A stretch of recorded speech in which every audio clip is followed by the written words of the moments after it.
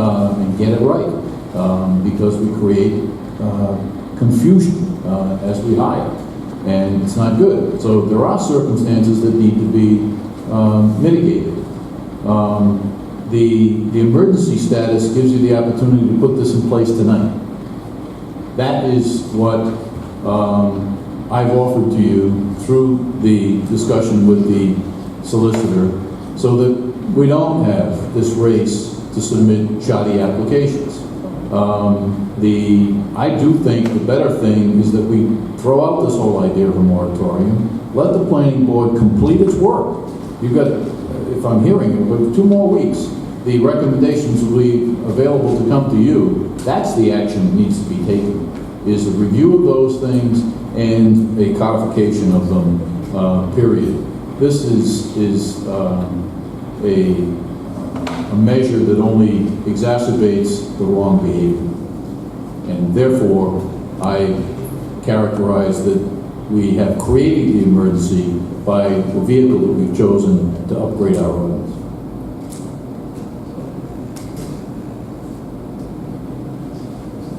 I just wanted to add one clarification. I wasn't obviously here the day that the planning board came before the council on the proposed resolution. I was at the planning board when they approved this resolution, and they called it emergency ground moratorium. So if they came before the council when I wasn't here and they told you that it wasn't an emergency, then I only put that language in because I wanted to give you that opportunity. But if they didn't, when they voted on this document, that's what they said to you. I mean, I know they may say that not now, but when they voted in the planning board, they said this document to you, that's their language. Unless the planning board had a meeting between the meeting I was sitting at, and when they came to this podium and just spoke individually, that's their vote, not what they said at the podium at an open meeting. I just want to clarify the record. When they voted on it asking you for an emergency moratorium, I was at that meeting, I have a copy of it here, and I was asked by Councilman Osier to make sure this was operational under our ordinance, which required the administrator's input and council's wording instead of words put in your mouth by the planning board. So that's what I do. So this is their language, even though they copied it from Exeter. This is their language. I don't mean to be disrespectful, but this is your words. That's fine. You adopted it at your words. I'm guessing that what happened at that meeting, that when we had the discussion on emergency, we didn't make note to take it out. And it was just left in there inadvertently, which is fine. But I just wanted to add, after the administrator's comments, and thank you. I mean, I completely clarified the whole emergency clause and how it works and all that. And based on that, I would say that in that case, I would hope that is what we could do. Because yes, we're moving along in our process. I think it's going to be very productive. I think everyone will be very pleased with the results. But there is a process that it must go through after that. And that process will take, maybe as much as 2 months, certainly 6 weeks to go through. And in the meantime, we're hearing more applications because we have some that have been before us concept plan. Now they're going to come to us maybe for preliminary or at least master plan. And then we have at least one new one in the works. I think it still could have the effect without having moratorium in place, as Mr. Zosky said, of kicking off sort of a rush to get things in the door. So that seems like the phase. That's why I think that makes total sense. So I hope you consider putting that plan in place. Thank you. Tom, I have a question. By this ordinance, the way it's worded, that a ground-mounted solar photovoltaic installation shall mean the use of a parcel of land for production and sale and/or distribution of electricity by collecting energy produced by the sun in ground-mounted structures. Individual residents can put ground-mounted solar in their yards, can they not? Yeah, it's accessory uses. So it's not the commercial system, so the ordinance tries to. So does this need to say commercial or manufacturing? Because the reality of it is, I have solar on my house, and that's exactly what it does. It produces and distributes electricity. Yeah, commercial is the term that usually distinguishes it between accessory uses. It does say whereas utility scale. This isn't in the whereas the planning board is expressing residential areas of the town under the threat of excessive development from commercial utility scale ground mounted solar. I'm assuming you don't have a utility or a solar application. Councilman, Mr. President, the definition says for the production and sale. And/or distribution. Not over, that's a sale, right? And individual wouldn't sell it. No, but I meet that criteria. I produce it and distribute it. Have a utility scale. It It's doesn't say, in the it whereas, doesn't so say. we just need to move that out, that's easy enough. What I'm saying is under the definition, that we need to be more specific in the definition. That's the first time I'm seeing this too tonight, so it's, but for sale, commercial, those are the synonymous kind of terms. That's my question. It's fine. We need to be more specific in the definition. Yeah, I know it says it further down, but the definition of it could be an individual could want to put this. And that is not the intent. You want to add commercial. Okay, the commercial utility, just move that line up for purposes. When it says, development from commercial utility scale ground mounted, so when it says ground mounted, just say commercial utility ground mounted solar utility scale. That's one of the points, we just need to choose the definition. I'm not saying it doesn't, that's not what we wanted to do, I'm just saying, that's what we wanted to do, we need to identify. Make a motion to change it right now. Yeah, so I'll make a motion to put the commercial utility scale ground mounted solar up into the, for the purposes section. Ordinance, when it says installation moratorium ordinance A, commercial utility scale ground mounted solar, etc. Madam Clerk, do you have that? Would that be substituted? So, it's being on the first paragraph, it says for the purposes of, and it begins with the word, After the word ordinance. after the word ordinance, that we installed. Yeah, so the A and then the quote, needs that quote before you ground mounted with the commercial utility scale.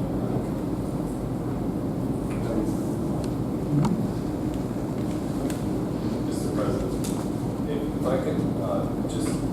Could you state your name? Yeah, my name is Nicholas Goodyear. We didn't vote, so we finish that motion first before we go. Now, wait. So that's a motion. That was my motion. Motion is seconded, any other discussion? Roll call. Mrs. Bernstein? Yes. Mrs. O'Hara? Yes. Mr. Osier? Yes. Mr. Zelinski? Yes. Mr. Vannen? Yes, thank you for. Could you state your name and address, please? For the record. My name is Nicholas Goodyear. I'm an attorney at office at 56 Pine Street, Providence, here on behalf of Green Development. And I have a lot of commentary on what's before this council this evening, including the fact that when you look at the charter, emergency measures are confined to the town administrator. And section 95 states that expressly. So to the extent that an emergency measure, this is characterized as an emergency measure, it can't be introduced by a councilman. It has to come from the town administrator. And I have a copy of that.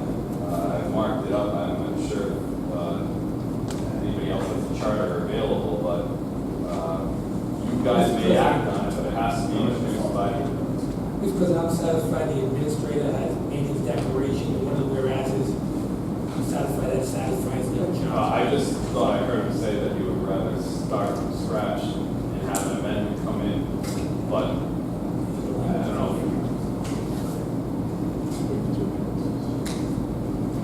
Well, Council, what I said was the action of the planning board to look for a moratorium sets in motion an emergency, in my view, in that we run the risk that we encourage shoddy applications in the time period where the window stays open.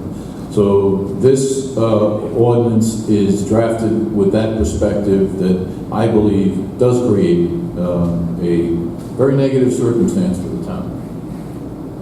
So to the extent that there's an emergency is that applications are going to be submitted, but an emergency measure requires that there be some arguably evidence that the safety, the health, or the welfare of the citizens of the town is impacted to the extent the moratorium concerning a land use is necessary. Mind you that moratoriums in the land use realm are confined to one section, the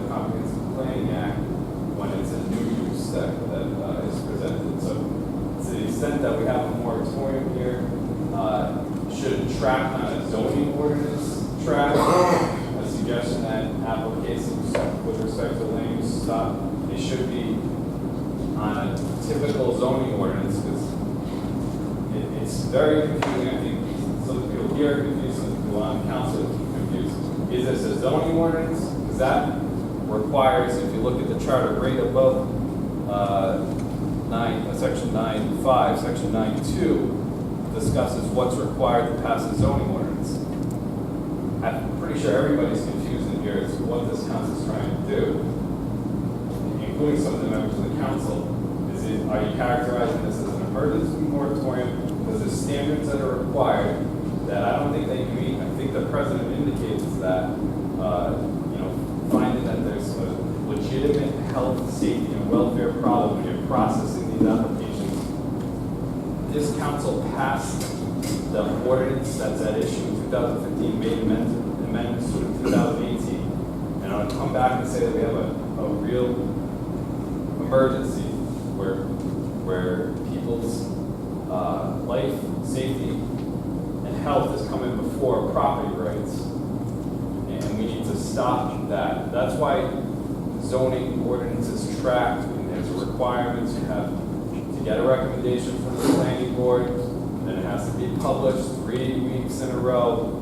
That's so people can exercise their rights to develop their properties and submit applications that are substantially complete. 45, 40, 24, 44 doesn't use the word certified complete, which someone picked up on here. The word in the law is substantially complete. The case law actually lets somebody submit an application. Maybe it's not the best application in the world, but they let you put it on. John the farmer has 50 acres, and he hears that the zoning is going to get up from 2-acre lots to 10-acre lots. He can come in basically the day before after reading it in the Valley Breeze and exercise his right to develop his property in conformance with the ordinance when a substantially completed application is submitted, rather than a certified complete. So there's steps here that are very critical to follow when you're talking about infracting or imposing additional restrictions on people's exercise, right to exercise property rights. There's layers here between your charter, state law, the language of this proposal, where you can actually enact a moratorium, whether this is a zoning ordinance. There's a lot of questions here. Just so the council is clear, the Superior Court has already answered these questions. Council can issue a moratorium. It's not a zoning ordinance. You don't have to comply with the zoning procedure law. You have a right to vote on this ordinance. And under our charter, the administrator has to participate in the declaration of emergency. He has done that. The whereas is in your ordinance. In addition to that, once that's been done, the council can determine the scope and dimension of that emergency, end it, expand it, and you've taken into consideration the planning board's concern. You satisfy the ordinance properly before you, and the moratorium ordinance, not the zoning ordinance, the moratorium ordinance. You're not creating a zoning ordinance. That's what I was going to ask you for clarification on that. This is a new ordinance. This is Just a moratorium ordinance, not a zoning But I ordinance. understand, but it's a standalone ordinance. It's not crafted from some other ordinance. It's a new ordinance. Similar to what the council did 2 years ago with wind turbines when they created a moratorium on wind turbines. Exactly. Under emergency status, the same thing. Exactly. The moratorium is perfectly within your authority, and the Superior Court, although it didn't go to the Supreme Court, yes, the Superior Court has ruled that's within your authority under your charter to grant moratoriums, as long as they're for a limited scope, for a specific purpose. In this case, in conjunction with the administrator, and then you decide, after you've heard this presentation by the administrator, presentation in writing from the planning board, you're deciding now if you agree that there's an emergency. That's what you're debating now. If you agree, the scope and limit of that emergency and how to handle that, you're perfectly within your rights to grant the moratorium. All due respect to Mr. Goodyear, and I'm sure he's well aware of the Edgar case it was only voted on a couple of weeks ago, so he's well aware that I- these same arguments that he's making now were Very rejected familiar by with the that board. case. Yeah, very familiar with that case. Well, It'll yeah. likely be reviewed. I get it. But until it is, it's the law of the case in Superior Court, and these arguments were rejected by that judge. And I'm satisfied that they will be in this case as well. So what's recommended here, and I hope it's by Gary, the word emergency stops this onslaught, this, that everyone's running in, is that what you want as far as wording is concerned? What I've said is that we either do it this way, or we don't do a moratorium. You know, That's what I thought. and my preference would be that we not do a moratorium, that we allow the planning board to just go forward with a review of the ordinance and get it done as quickly and as rationally and, you know, sensibly as possible. I don't think this, I think that would be the better way to go about it. But if a moratorium is going to be put in place, I don't want to see it become a moratorium that takes 2 months to effect, because we will see applications that will not be complete, that are, or, you know, will not be in the form that I think even the applicant would recognize They just get as something in. they're placeholders. And, you know, I just don't think that's what we want to encourage. I would prefer that this be done just like any other review by our planning board or by the zoning board, or by anyone who chooses to submit a recommendation, to do it as quickly and as professionally as possible and not do it this way. But this is what's on the table. Your point is well taken. You're frustrating the process by doing this completely. And the town administrator knows it. I don't know why he signed up to this language, except for the fact that he's saying if you're gonna do it under the guise of an emergency. But there's been no evidence that you know, people's health, safety, and welfare is impacted here. I would disagree. I would disagree too. I mean, Just so, we're not gonna ask, we could be here for like 6 months talking. Don't give No them points points to come back. I'm going to council member to keep on weighing in, but the simple answer is, the planning board is giving you the reason why they think there's an emergency. The administrator is giving you the reason why he thinks there's an emergency. But the only one who can declare and finalize this emergency moratorium is the council. So you have a right to determine the scope and limit of the emergency. If the administrator came to you and said it was an emergency, a building was burning down, you could say, no, the fire is out. Even if he did that. So let's not get caught up in, you know, it's still within the power of the council to hear all this information and either agree or disagree that a moratorium based upon the emergency is appropriate. So I just want to, the administrator is saying he believes the actions of the planning board have kind of created an emergency because it's created like a run. I think the president has indicated an open gate. I don't know how you put that. Running the gate. Running the gate. I didn't know what that meant. So I just wanted, like- and I appreciate it's Mr. like a Goody's general point. I admission just to don't that, want yeah, the council to confuse. I appreciate the point. Yeah, I mean, is it a manufactured emergency or is it? That's No, not- I think it is. That's what I think. No, I don't think it's manufactured at all. I think it's circumstantial, and here we are. In terms of the conflicting language, where you're using certified complete versus substantially complete, I mean, that's an issue that, It's the same issue that was in the exit of. right, and the judge hasn't ruled on it. That's right. Right. And the judge has ruled on it because it wasn't proper. That's what you guys said. We already voted on it. I'm satisfied. We're still discussing. As a board member, could I, town board member? could I- Yeah, you can speak for the Conservation Commission. Yes, yeah, but I think it's very brief comment, just share some information that council might not be aware of. So we meet, Need to state your name. I'm sorry, so Mike Gable, 39 Main Street. You are speaking for the Conservation Commission. I'm speaking for the Conservation Commission, I'm the vice chair, the chair can be here this evening. We meet every month on the first Tuesday, the second Tuesday of the month. We've never had any visitors at any of our meetings before, except for the town administrator. We do have visitors coming to this coming meeting on Tuesday.